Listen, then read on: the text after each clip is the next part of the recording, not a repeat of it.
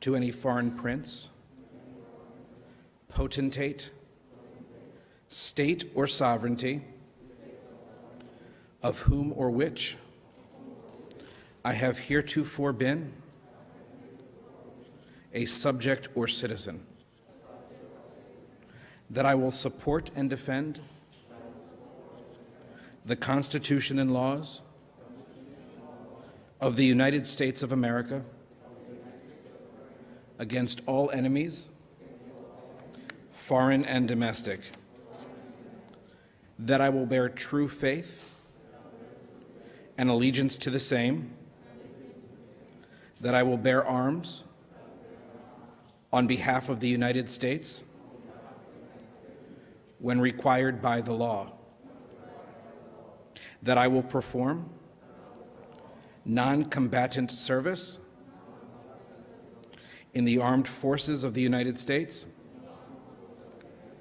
when required by the law, that I will perform work of national importance under civilian direction when required by the law, and that I take this obligation freely without any mental reservation or purpose of evasion. So help me God. Congratulations, you're all now citizens of the United States.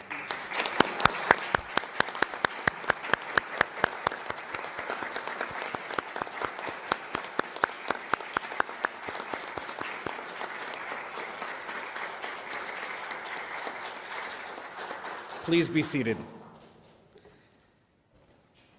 It is a distinct privilege for me to join you and take part in such an important milestone in your lives.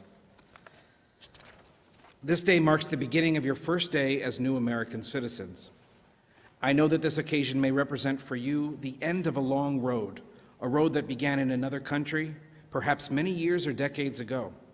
It also represents the beginning of a new road as you embark on your journey as a new citizen.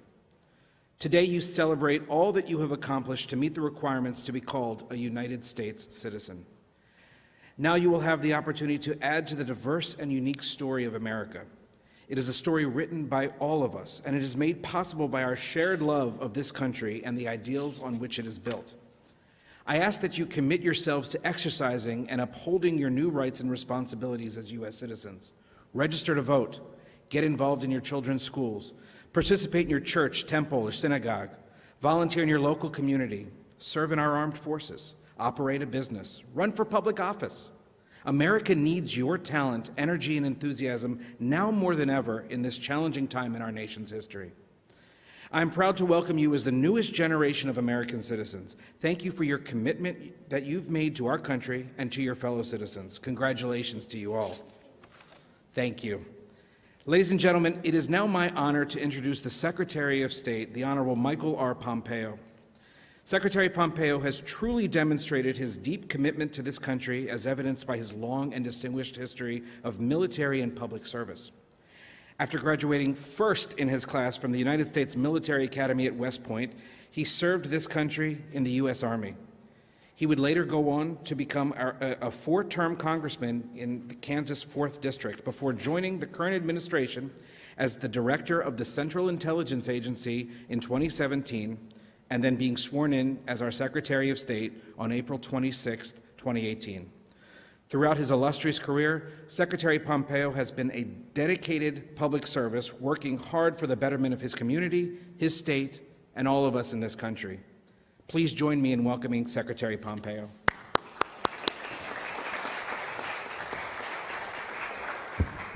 Well, good morning. Good morning, everyone. Welcome to the State Department, this beautiful room. We've got Ben Franklin looking out at us, a completely appropriate place for us all to be on this very special day. And for those of you who are here, I want to give a special welcome to you, those who just have taken the oath of allegiance and received a high honor. You are now American citizens. It's an incredible privilege to join you. It's a day I won't forget, and I know none of you will either. Deputy Director Edlow, District Director Rosenberg, thank you for being here for the work that USCIS does to make American dreams come true. I've had a chance to see this now as Secretary of State. Please tell your teams they do wonderful, amazing work on behalf of America.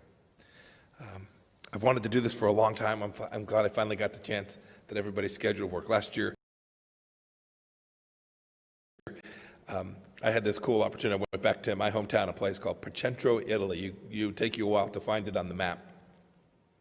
It's a town where my great-grandparents, Carlo and Adelina, emigrated from in the 20th century.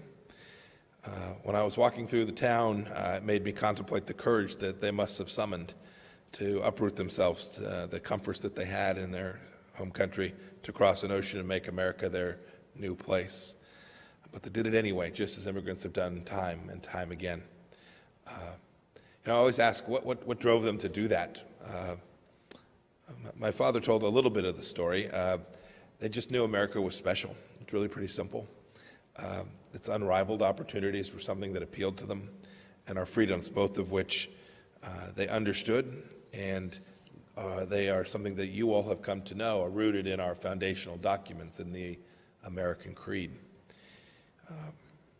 We live according to a simple Latin phrase, e pluribus unum. And it's different too, what you all have just experienced. In other places, citizenship is linked with race or ethnicity or religion, but not here. America, we unite around America herself. You all love liberty. It's why you came to become American citizens. We share that. It's something we all have in common.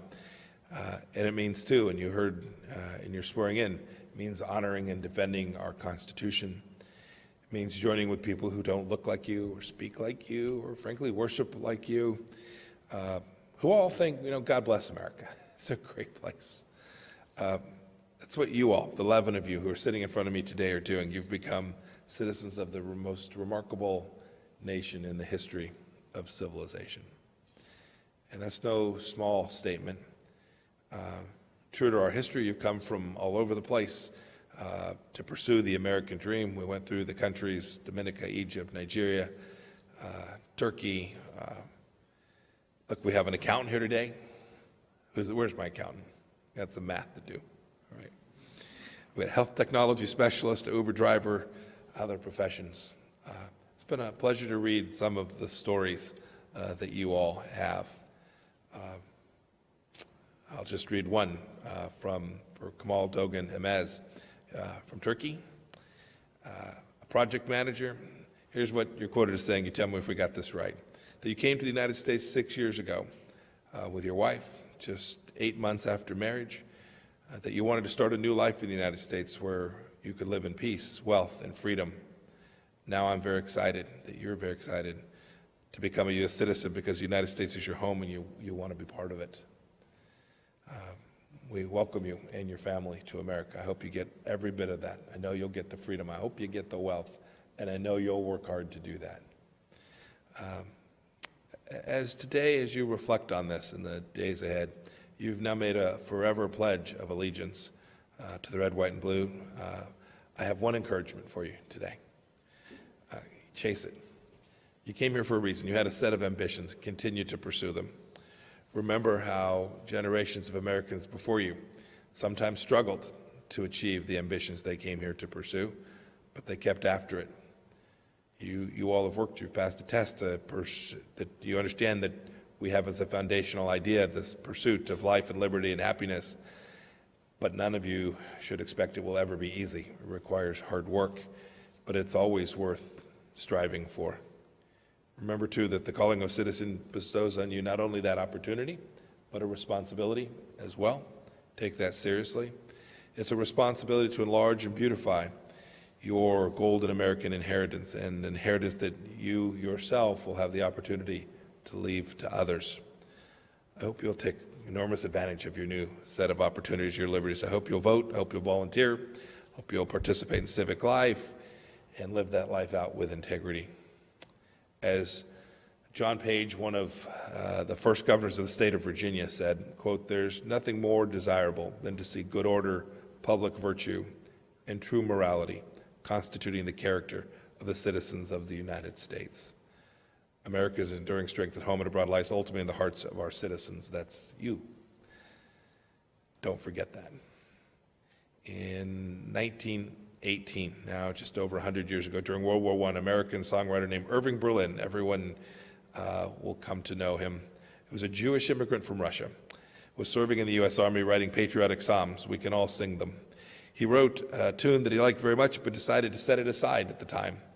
20 years later, as the threat of World War II loomed, he dusted it off. That song quickly became famous. It's God Bless America. I will read it, not sing it to you. You're welcome. But it reads as this. It says, God bless America, the land that I love.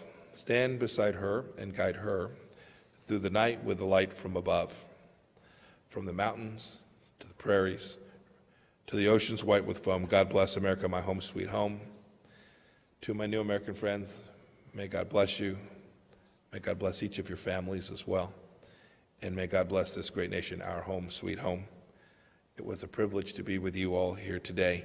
And I will ask Director Rosenberg to come up and give some closing remarks. Congratulations to each of you.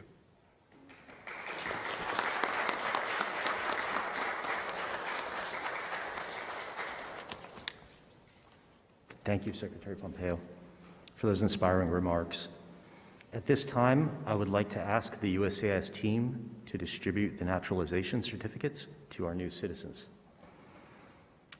While they're doing that, on behalf of U.S. Citizenship and Immigration Services, I would like to take a moment to say a special thank you to Secretary Pompeo for hosting us in this beautiful setting. I know this will be a memorable day for all our new citizens. Thank you all for joining us today, and please join me in a final round of applause for America's newest citizens. Congratulations.